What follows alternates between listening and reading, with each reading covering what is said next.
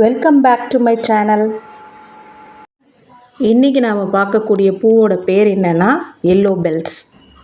இதை எல்லோ ட்ரம்பட்டுன்னு சொல்லுவாங்க.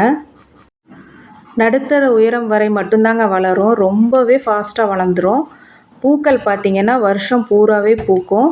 ஆனால் நீங்கள் நல்ல சன்லைட் இருக்க இடமா பார்த்து வைக்கணும். பார்க்குறதுக்கு ரொம்ப அழகாக இருக்கக்கூடிய இந்த பூக்கள் நல்ல டார்க் எல்லோ கலரில் பெல் ஷேப்பில் இருக்கும். நல்ல அளவான தண்ணி ஊற்றினாவே போதும். நீங்கள் ஆனால் நல்ல சன்லைட் இருக்க இடமா பார்த்து வைக்கணும். பராமரிப்புன்னு பார்த்தா இதுக்கு ஒன்றும் பெருசாக தேவைப்படாது. பொதுவாக தோட்ட அலங்காரத்துக்கு ரொம்பவே பெஸ்ட்டுன்னு சொல்லலாம். இந்த பூக்கள் சாலையோரங்கள் பூங்காக்கள்லாம் அதிகமாக பார்த்துருப்பீங்க. வீட்டு தோட்டத்திற்கு ரொம்பவே ஒரு அவசியமான ஒரு மரம்னு தான் சொல்லணும். ஏன்னா இதனுடைய அழகு அவ்வளவு பார்க்க ரொம்பவே ஒரு கலர்ஃபுல்லாக இருக்கும். தேனீக்கள் பட்டாம்பூச்சிகள்லாம் ஈர்க்கக்கூடியது தான் இந்த ஃப்ளவர். ஒரு சில நாடுகளில் இதை மருந்தாகவும் பயன்படுத்துகிறாங்க இந்த செடியை. பொதுவாக மெக்சிகோ தான் இதனுடைய ஆரிஜின், பூர்வீகம். இப்போ பார்த்திங்கன்னா இந்தியா, ஆஃப்ரிக்கா, ஆஸ்திரேலியா எல்லா இடத்துலையும் பரவலாக பார்க்க முடியுதுங்க. இந்த பூ இருக்கிற தோட்டத்தில் பார்த்திங்கன்னா பட்டாம்பூச்சி, தேனீக்கள், அப்புறம் பறவைகள் நிறைய பார்க்க முடியும். பொதுவாக இந்த கிளைகள்லாம் நல்லா அங்கங்கே விரிஞ்சு இருக்கிறதால கூடு கட்டுறதுக்காகவே நிறைய பேர்ட்ஸ் வரும். இப்போ எங்கள் வீட்டு தோட்டத்தில் உள்ள சீன் தான் நீங்கள் பார்க்குறீங்க. இங்கே பார்த்தீங்கன்னா அடிக்கடி சிட்டுக்குருவி கூடு கட்டும்.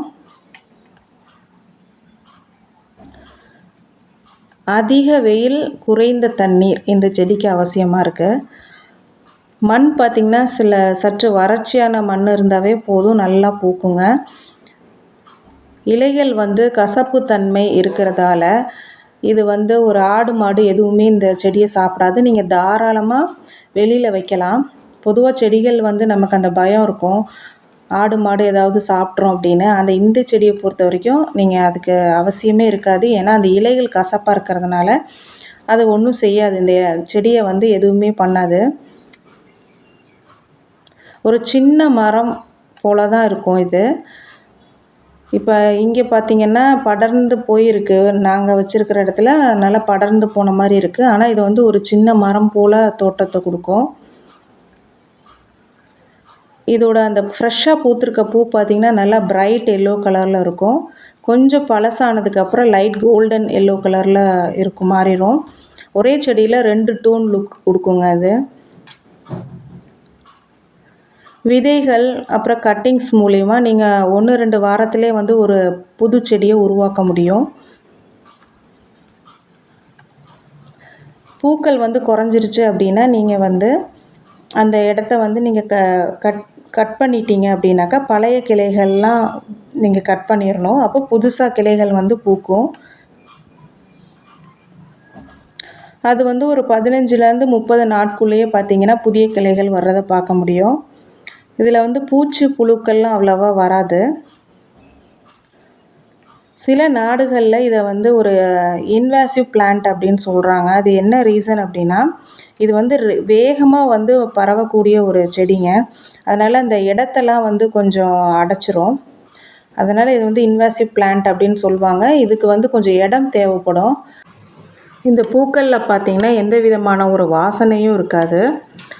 அதனால் இதை ஒரு அலர்ஜி சேஃப் பிளான்ட் அப்படின்னு சொல்லலாம். பொதுவாக பூக்களுடைய வாசனை பிடிக்காதவங்க இருப்பாங்க. அதனால் அந்த மாதிரி உள்ளவங்களுக்கு இது ஒரு அலர்ஜி சேஃப் பிளான்ட் அப்படின்னு சொல்லலாம். அதே மாதிரி இது எந்த இடத்துல நீங்கள் அதிகமாக பார்க்க முடியும்னா, பொதுவாக ஹாஸ்பிட்டல், ஸ்கூல் அந்த சரௌண்டிங்லலாம் இது அதிகமாக பார்க்க முடியும்.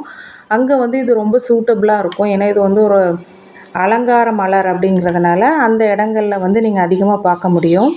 இதை சிங்கிள் பிளான்ட்டாக வைக்கிறது தான் நல்லது. ஏன்னா இது இடத்த ஆக்கியபை பண்ணக்கூடிய ஒரு பிளான்ட். பொதுவாக எல்லா செடியில் இருக்க பூக்கள் பார்த்திங்க அப்படின்னாக்கா அது வாடிருச்சுன்னா அப்படியே அழுகி அங்கேயே இருக்கும். கீழே சீக்கிரமாக உதிராது. நம்ம தான் போய் க்ளீன் பண்ணுற மாதிரி இருக்கும். ஆனால் இந்த செடியில் இருக்க பூக்கள் தானாகவே உதிர்ந்து கீழே விழுந்துடும். இதோட இலைகள் பார்த்திங்க அப்படின்னா நல்லா வெயிலை வந்து ரிஃப்ளெக்ட் பண்ணி கொடுக்கும்.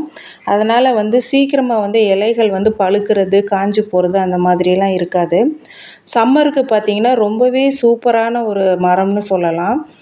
ஏன்னா இது வந்து நல்லா வந்து அந்த வெயிலுக்கு தாங்கக்கூடிய சக்தி இந்த மரத்துக்கு இருக்குது. இந்த கிளைகள்லாம் வந்து நிறைய பறவைகள் கூடு கட்டும். அதுக்கு தகுந்த மாதிரி வசதியான கிளைகள் இந்த மரத்தில் நிறைய இருக்குங்க. பூவுடைய அந்த ஷேப்பு பார்த்திங்கன்னா ஒரு ட்ரம்பட் ஷேப்பு வந்து தேனீக்களுக்கும் பட்டாப்பூச்சிகளுக்கும் ரொம்ப வசதியாக இருக்குது. இந்த செடியை வந்து நீங்கள் பால்கனியில் டெரஸ் கார்டனாக நீங்கள் வந்து வச்சுக்கலாம். பால்கனியில் வச்சிங்க அப்படின்னாக்கா ஒரு மினி ட்ரீ எஃபெக்ட் கொடுக்கும். டெரஸ் கார்டன்லேயும் வந்து இது ஒரு ட்ரெண்டிங் சாய்ஸுங்க. சரியான பராமரிப்பு, நல்லா ப்ரூனிங் பண்ணி விட்டு நல்லா பெரிய பாட்டில் வச்சிங்கன்னா நிறைய பூக்கள் கொடுக்கும். இந்த மாதிரி பூக்கள் பற்றின தகவலுக்கு என்னோடய சேனலை சப்ஸ்கிரைப் பண்ணிக்கோங்க. இந்த வீடியோ பிடிச்சிருந்ததுன்னா லைக் பண்ணுங்கள், ஷேர் பண்ணுங்கள், கமெண்ட் பண்ணுங்கள்.